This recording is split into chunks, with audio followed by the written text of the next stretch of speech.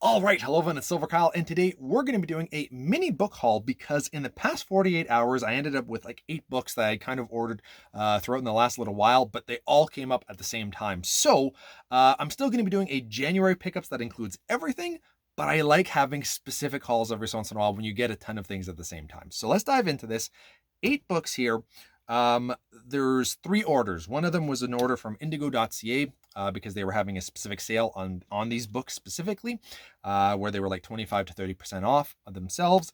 One of them's an eBay book, and then there's another order from I think Indigo or Amazon, I can't even remember, of a set of 3. So let's dive into that one first, and that is the Expanse books 1, 2, and 3. So this is a TV show now. I didn't know like until I started looking into these books that they had a TV show. It's apparently well received, and I think it's on Amazon, yeah, Prime Video. I've heard some good things about the TV show, that they do a pretty good job with the show, that a lot of people like it, even if they haven't read the books, and vice versa. So I'm I'm looking forward to. I will not start the show until I read all of the books. And the series just recently wrapped up last year. I think there's 10 books in total, and then there's also some short stories or novellas in between as well. So that's something that I might pick up if I end up really liking it. If I to maybe get into the short stories as well. But I think you can kind of just read the series books 1 to 10. These are books, the first 3, and I wanted this set because it's the hardcover editions, and I love the look of these. I'll be doing a an overview of this set because I like every once in a while Lord of the Rings. I have a set from them and I absolutely love it, and I want to see how this one compares. I don't think I'm going to keep the box for this one. I will very much keep my Lord of the Rings one, but this one's just about the TV show. Thankfully, the books are going to have the actual covers. Because I mean, if they just had the TV show, I wouldn't have gotten this. But very excited to get into that. That's a sci-fi series that is. I've just heard so many good things that if I want to get into sci-fi, because I read a little bit sci-fi here and there, I like maybe sci-fi TV shows and movies more. And I'm definitely much more on the more modern sci-fi. Old sci-fi just doesn't interest me. It's kind of, it makes me think of really old, like Battlestar Galactica, and that just makes me, oh, that's not my cup of tea at all. But modern stuff I very much enjoy, like in movies specifically, like Interstellar, The Martian. That's my jam. All right, let's dive into the one eBay book that I got here. So the Expanse, I can't remember exactly how much I got. I think I got it 30% off. I think, what's the price? 89 in Canada. I think I paid 50 for this from Indigo or Amazon. I just don't remember. They were having a sale on that set, so I ended up ordering it. I had tried ordering it back in December as well, and they canceled my order for some reason. I was like, okay, fair enough. And then I got it a little bit, like $5-10 cheaper than what it originally was from wherever I tried to order it from. Anyway, so they saved me money. The Hardy Boys, book 61. Book 60 and onwards is kind of where they kind of go out of this.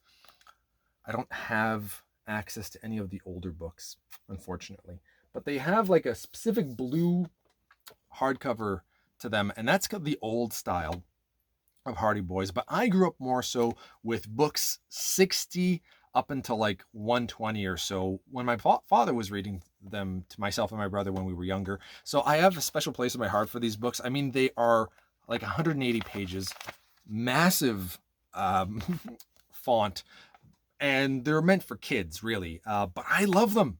It is the perfect in between, I find. If you're reading a massive series that's just so many things going on, you read this as kind of like like in between, just to kind of cleanse your palate, and it works really well.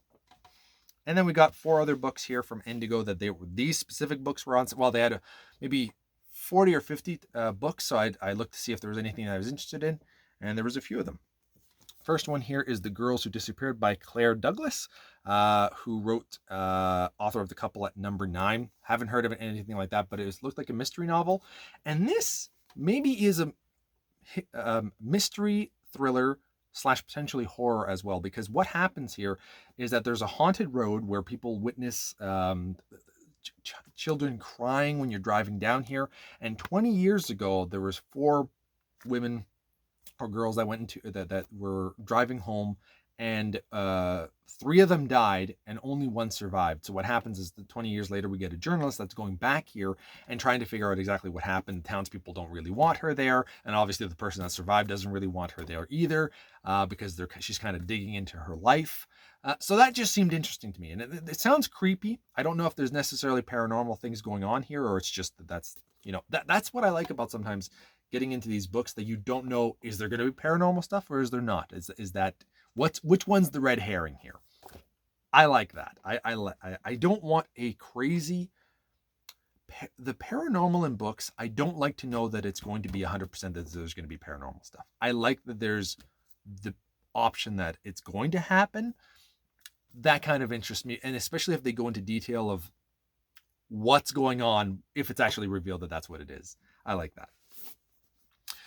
Another one, a mystery novel. This one is just straight mystery thriller, I think, and this is All the Dangerous Things by Stacey Willingham, and I've heard of A Flicker in the Dark. So I saw this and I was like, oh, I got to get this. This is a 2022 book, so I'm not going to be in a big rush to read this. This is a 2023 novel that just came out in January, so I'm definitely going to be reading this in the next little while. I'm still finishing up The Ninth House. I'm at the end, so I'll probably finish that either tonight or tomorrow, and then I'm going to be reading the sequel to The Ninth House. So I don't know exactly. Probably in February, I'm going to hopefully read this.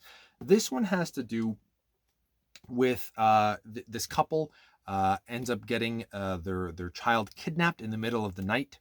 And then in the next year, they're kind of just trying to cope with that. But the mother is trying to find out what happened to their child and trying to find their child. I can't remember if it's their son or daughter.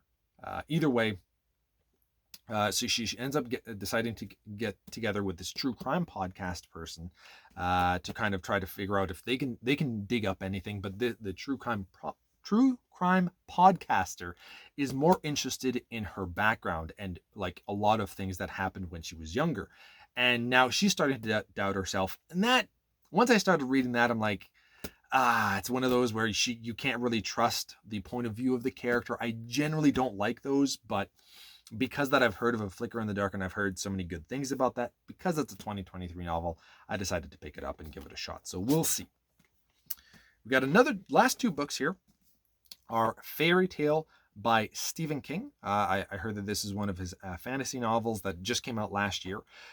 It's gotten kind of mediocre reviews, or kind of hot and cold reviews. It's not something that I've really heard great things about, but I am wanting to get more into King. I won't be reading this for the longest time. This will probably be one of the last books I read from Stephen King, because I want to read everything in publication order. And that's going to probably take me at least 5 years, maybe 10 years. So this is going to be at the very end, but I kind of want them all in hardcover. So I was like, it's on sale for 30% off. I'll pick it up to get that hardcover and not have to do it in 5-10 years from now. And the last one, which was an Indigo exclusive, I think for the cover here, and that is Babel, I believe. Babel, I don't know how to pronounce that. I'm sorry. And this is from R.F. Kuang, who has done the Poppy War trilogy, which I've heard really good things about. I've also heard really good things about this. This is arguably one of the best novels from 2022, from last year. So that's something that I'm really interested in. So it's an arcane history. What is it? Dark. I can't remember how they described it. I have no idea what this is even about. I have no idea. It takes place in 1828. Alrighty then. No idea what this is about. I'm interested just because I've heard so many good things about it. I have heard quite a bit about the Poppy War. That is something that I would like to give a chance. But I think I would read this one first, and then I'll go to the Poppy War as well. And this is the Indigo exclusive cover. So there you have it. That is everything that I've picked up just in the last few days. Can I do this? Will this work? That's going to work. Let's do that. That's everything that I picked up in the last 48 hours. So I've got quite a few things to read. Yeah, let me know in the comments below if you read any of this, and if I should be diving into anything specifically. So thank you all for watching. You've been bearded in. I was going to go without the beardage. Beardage!